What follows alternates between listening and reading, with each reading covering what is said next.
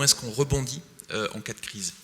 C'est l'objet de la gouvernance, d'établir des cartographies, d'identifier des risques stratégiques, d'établir des cartes stratégiques et de préparer des plans de continuation d'activité. C'est ça la difficulté du monde dans lequel on est. C'est que toutes les contraintes que vous vivez sont aussi les moyens de votre protection.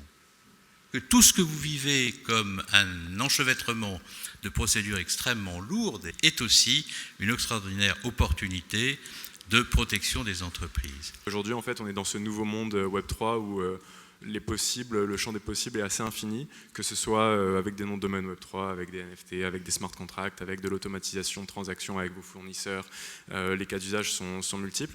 Et voilà, en fait, du fait qu'il y a une nouvelle technologie méconnue, les opportunités sont forcément là. Traditionnellement, les conflits armés se déroulaient dans les milieux physiques que sont la terre, la mer ou encore l'air. Aujourd'hui, nous devons y ajouter l'espace exoatmosphérique, le cyberespace, les fonds sous-marins, le spectre électromagnétique ou encore le champ de l'information. La donnée est devenue stratégique, elle doit être protégée, elle doit être massifiée, analysée pour en faire le meilleur usage et la diffuser rapidement dans les réseaux qui vont connecter toutes nos capacités militaires. On est là pour prendre des risques. Il n'y a pas d'entreprise sans prise de risque, hein. Sinon c'est terminé. Mais en revanche, il faut les prendre en connaissance de cause et avec un niveau de contrôle approprié. Plus votre marque est exposée, plus vous allez avoir des attaques. Le domaine de l'OSINT explose. On n'entendait pas parler, ou beaucoup moins chez les professionnels, qu'il y a 2 ans. Aujourd'hui, vous avez des boîtes qui font de l'OSINT dans tous les coins.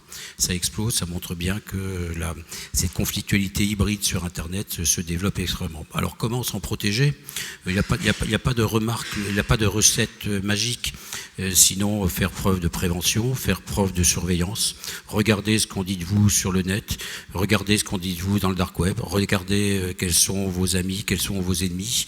Il faut bien comprendre que la donnée santé, en plus d'être une donnée nécessaire aux acteurs du soin, est une donnée qui active et qui suscite toutes les convoitises de la part de tous les acteurs, y compris politiques. Aujourd'hui, en tant qu'entreprise, vous ne pouvez pas vous battre directement contre les fake news. Parce que vous allez être jugé comme juge et partie. Vous n'allez pas être crédible.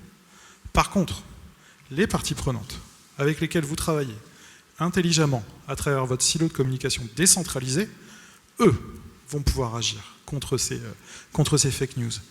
Ça va être votre firewall.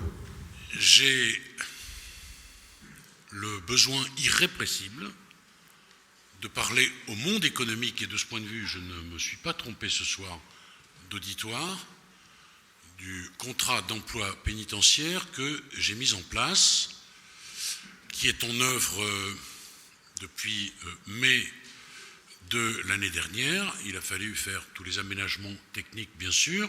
Le but, c'est de faire en sorte que ce travail pénitentiaire soit gagnant pour le détenu, qu'il puisse aller jusqu'au bout de son effort, et évidemment gagnant pour le patron.